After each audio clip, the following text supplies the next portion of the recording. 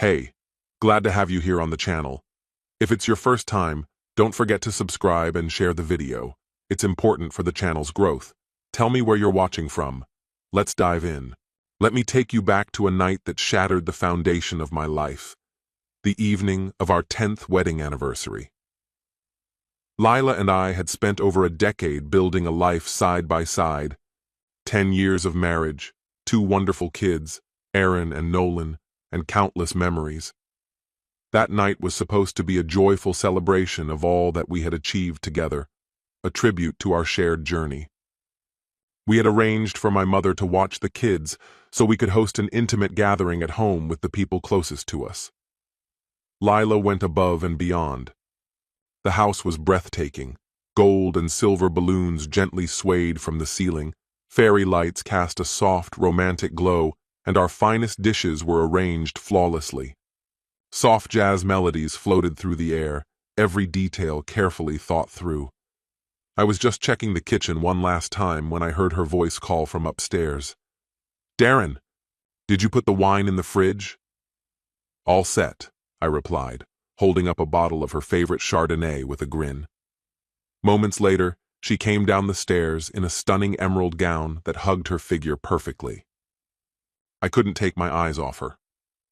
"You look incredible," I said, unable to hide my admiration. She smirked. "Flatter me later, lover boy." By 7, our guests had begun to arrive. There was Sienna, Lila's college roommate, Mason from her book club, Ava, one of her work friends, and Aiden, my best friend since childhood. He'd flown in just for the occasion and was staying at a hotel nearby. Back then, I would have described him as family. Loyal, dependable, someone I never imagined I'd doubt. "Darren," Aiden called out as he walked in, holding a sleek bottle of top-shelf scotch. "Happy anniversary, brother." "Thanks, man," I said, clapping him on the back. "Nice choice." "For the perfect pair," he replied with a wink, handing Lila a bouquet of fresh white lilies. "For the lady of the night." She smiled, cheeks tinged pink. "You're such a charmer, Aiden." The evening unfolded effortlessly. Stories flowed, laughter bounced from wall to wall, and we toasted to the years behind us. When Lila raised her glass, her voice trembled just slightly. "To 10 amazing years," she said. "To love, to perseverance, and to Darren, the man who's made this life possible." Cheers erupted. I kissed her cheek, feeling secure, content, certain our love was unshakable. Later, Sienna twirled her wine glass and raised an eyebrow. "Know what this party is missing? Dancing." Lila's eyes sparkled. "Yes, Darren, turn up the volume." I groaned theatrically, but obliged. In moments, our living room became a dance floor.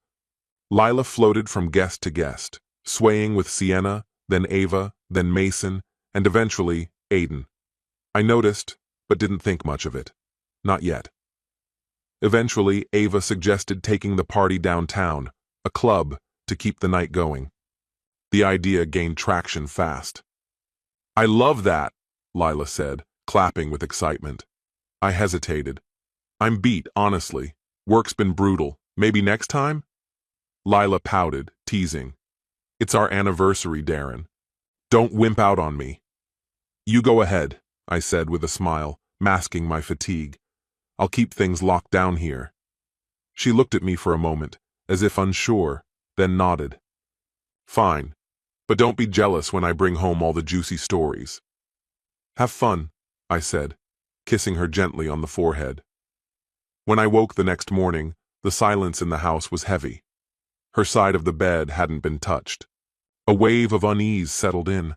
I grabbed my phone, straight to voicemail, again and again. I tried Aiden next. No answer. His phone was off. A cold sweat broke across my back. I called Sienna. "Darren," she answered groggily. "Everything okay?" "Have you seen Lila? Did she crash at your place?" "No," she said slowly.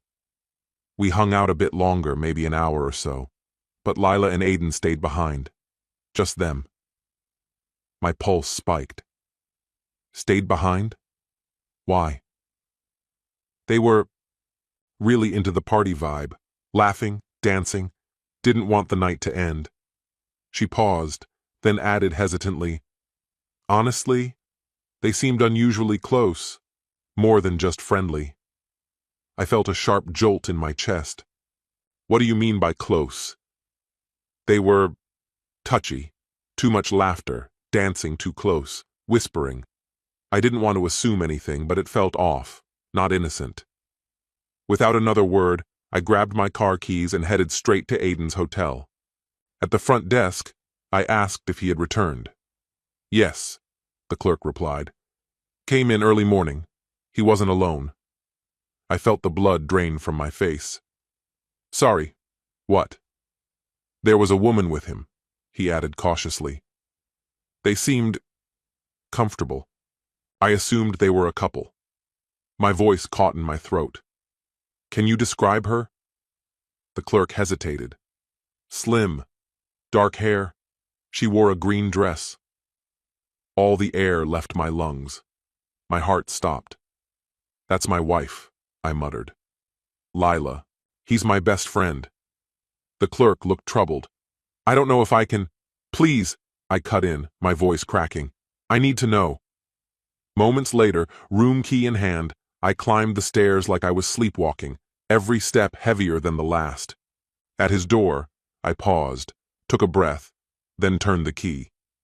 The room was dim and still. I flicked on the lights. Clothes lay scattered on the floor, his shirt, her green dress. My gut twisted into knots. I looked toward the bed. There they were. Entwined, naked, sleeping. What the hell is this? I roared, my voice slicing through the quiet like a blade. They jolted awake, eyes wide, limbs scrambling. Lila pulled the blanket around herself, face drained of all color. Her gaze met mine, full of panic and guilt. Aiden jolted upright beside her, hands up as if to ward off a blow, his voice shaky with panic. Darren, wait. Just... wait a second. Wait? I snapped, my words slicing through the tension like a blade. Wait for what, Aiden? Are you actually saying that with a straight face? My chest heaved with disbelief, fury twisting inside me. With my wife? Have you completely lost it? My wife, Aiden? That final word broke something inside me. My voice wavered, raw and broken, the betrayal crashing over me in waves. Lila crumbled before my eyes, her face pale, her lips quivering, tears cascading down her cheeks. It wasn't supposed to happen, she whispered, voice barely coherent. We were drinking, joking around. It spiraled. I didn't mean for this, I swear. We were both drunk. Drunk, I repeated, a sharp, joyless laugh escaping me. It sounded like rust scraping metal. That's your excuse? A few drinks and suddenly you're in bed with the man who stood beside me at the altar? My best friend? Aiden inched closer, hands raised in surrender, as if he could douse the flames with words. It's not what you think. But I moved faster than the apology could form. My fist crashed into his face with a sickening thud. He reeled back, blood pouring from his nose, hands clutched to his face. Not what I think, I bellowed, consumed by rage. You're naked in bed with my wife, Aiden. How the hell else am I supposed to interpret this? I advanced, breathing ragged, fists clenched so tight they trembled. Get up, I shouted, voice cracking. Fight me, come on, be a man. Stop, Darren, please.